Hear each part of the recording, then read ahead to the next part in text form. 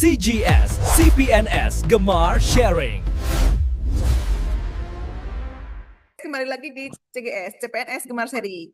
Ya, jadi pembahasan kali ini tuh bakal seru banget ya teman-teman, karena kita hari ini akan membahas tentang makanan yang kita semua tahu, yaitu makanan tradisional ya, tapi dengan seiringnya waktu mulai tenggelam nih dengan jajanan atau makanan kekinian.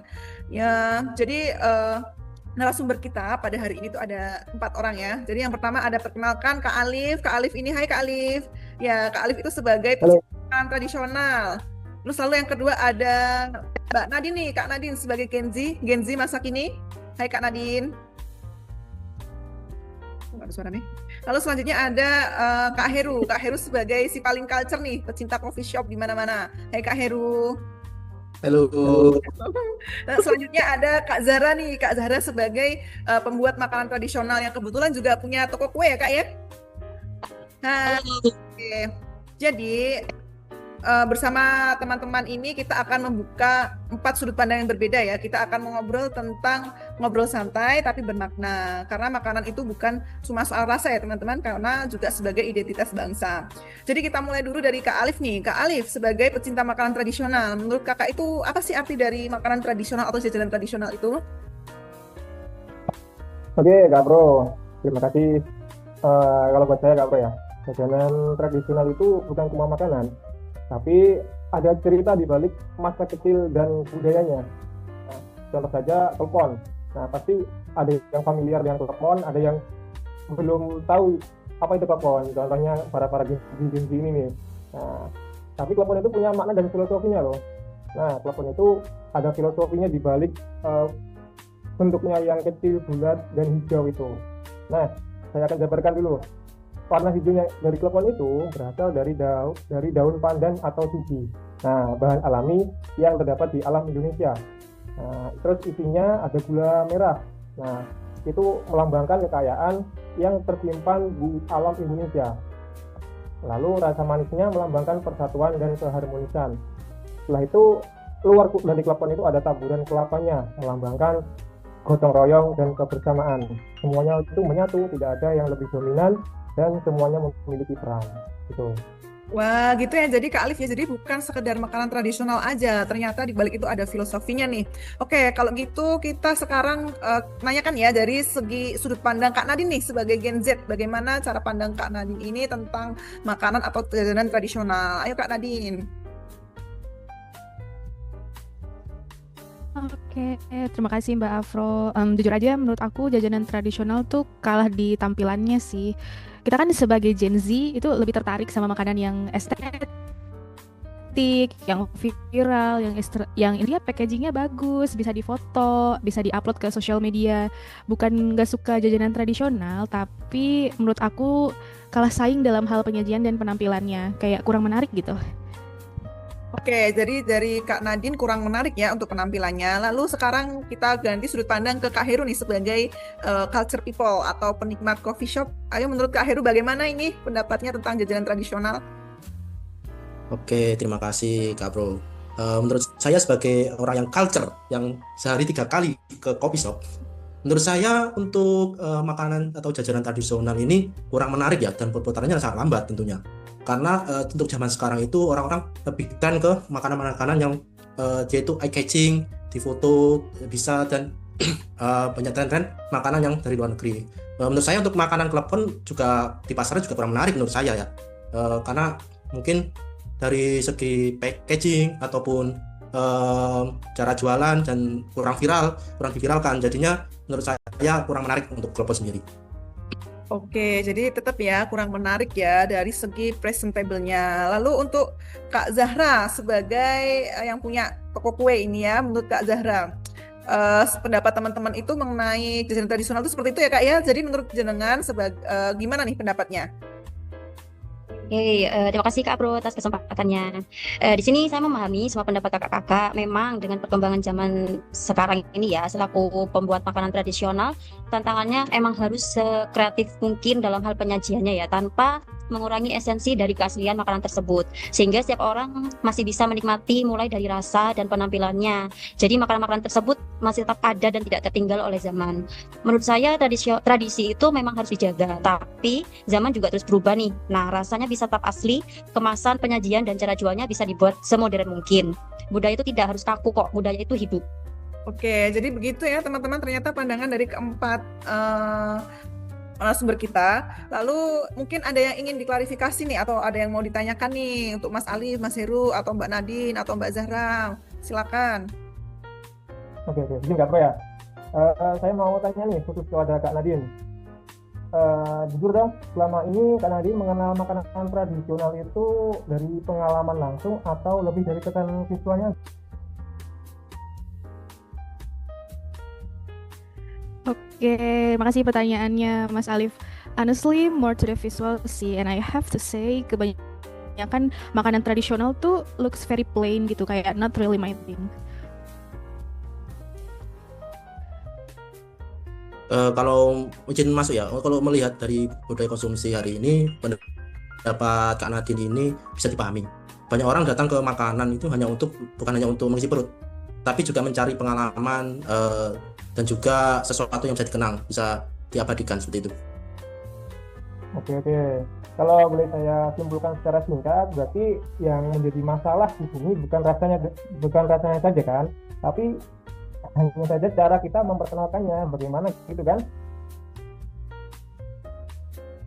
Yes, rasanya mungkin oke, tapi presentation matters. Anak muda sekarang hidup di era visual. Udah 2026 soalnya. Oke, era visual. Lalu kalau Mas Heru nih sebagai kakak culture nih, gimana pendapatnya? Menurut Kak Nadine benar sekali. Berarti kan harus pesan pertama ya untuk menentukan. Kalau tampilannya nggak menarik, orang juga nggak mau mengenal. Ibarat kita mau pacaran, kalau si ceweknya nggak menarik kan kita juga mau ragu ya untuk kenalan. Nah itulah, hampir sama lah seperti itu. Oke. Nih, padahal makanan tradisional itu suatu warisan budaya dari Indonesia loh, yang lahir dari filosofi hidup. Ada keseimbangan alam juga di sana, dan ada penggunaan bahan-bahan alam yang sehat, yang dimana tidak ada ultra food proses di sana, ya kan? Ya betul Mas, saya nih sebagai orang yang setiap hari membuat kue tradisional ya, saya merasakan itu. Banyak bahan tradisional kita tuh sebenarnya yang organik dan minim proses loh. Then why does it still feel boring? Kenapa dia masih feelsnya tuh membosankan gitu? Ya mungkin karena sering berhenti di cara lama kali ya Kak, padahal kan teknik tradisional itu bisa dikembangkan tanpa menghilangkan dasarnya. Gimana kalau menurut Mas Heru? Nah, izin masuk ya. Disinilah inovasi itu dibutuhkan. Jadi bukan untuk menggantikan tradisi yang lama, tapi agar tradisi bisa berbicara dengan konteks zaman. Kalau sekarang zamannya warna-warni, warna yang mencolok, nah itu otomatis kita harus makanan-makanan tradisional harus inovasi ke hal-hal yang seperti itu, harus mencolok, harus yang enak dipandang lah gitu. Oke, jadi sebenarnya masalah itu tetap ya sama ya, bukan dari rasanya, bukan dari masalah jajan tradisionalnya, jenisnya, tapi bagaimana kita mengenalkannya, merubahnya agar bisa lebih mudah dikenal dan dinikmati oleh banyak orang. Begitu ya, Mas Alif. Bagaimana Mas Alif? Oke, saya sependapat juga sih. Kalau tradisi itu bukan benda mati sebenarnya, tapi filosofinya itu hidup dan justru mengajarkan bagaimana cara kita mengadaptasi, bagaimana tradisi itu bisa berkembang sesuai dengan zaman yang ada sekarang. So, it's not about changing the food, but changing the way we tell the story, right? Jadi bukan gimana kita mengubah makanannya, tapi bagaimana kita mengubah cara kita menceritakan tentang makanan itu. Benar nggak kayak gitu? Iya, betul. Oke, aku setuju. Tepat sekali. Jadi, menurut Mas Heru nih, jadi tempat apa sih yang menurut Mas Heru tuh cocok ya? Apakah coffee shop itu juga cocok untuk memperkenalkan makanan ini? Nah ini ide yang sangat bagus nih dari Kak Prodita. Benar sekali. Apalagi zaman sekarang kan coffee shop itu sangat menjamur sekali ya. Di kota-kota manapun dan juga untuk daerah-daerah yang agak kabupaten ya, itu pun juga ada coffee shop. Dan ini pun juga menjadi orang berkumpulnya para kaula-kaula muda ya. Nah ini bisa dijadikan wadah untuk kita menjual isi makanan tradisional ini dengan packaging yang lebih bagus, tampil lebih menarik, dan tetap mempertahankan nilai lokalnya. Oke, nah sekarang ganti nih Kak Zahra, ini sebagai pelaku usaha makanan tradisional nih, kira-kira apa nih yang bisa dijadikan ide ya Kak ya, atau solusi, revolusi dari permasalahan tersebut ya, untuk kita lebih memperkenalkan makanan tradisional. Kita bisa ambil contohnya cenil nih. Nah, cenil ini kan bahan dasarnya tuh dari singkong ya. Secara alami udah bebas gluten. Bisa dipadukan dengan sari buah segar seperti mangga atau buah naga. Sehingga warna dan rasanya tuh lebih beragam. Kayak tadi Mas Heru dibahas, warnanya tuh lebih mencolok. Jadi lebih eye catching gitu ya. Tapi teknik dasarnya masih tetap sama. Gitu sih Kak kalau dari saya ya. Oke, saya setuju nih dengan Kak Zahra. Itu merupakan sebuah inovasi yang masih menghormati tradisi lama ya. Saya juga setuju untuk Kak Ali dan Kak Zara ya. Di sini dapat nilai pasar juga yang kuat, visualnya menarik. Nah, ini ada ceritanya juga, ada cerita dari makanannya juga, dan tetap otentik. Ini yang penting juga. Ya, betul setuju Kak. Nah, lagi nih ada nagasari juga bisa disajikan dengan penataan ala restoran.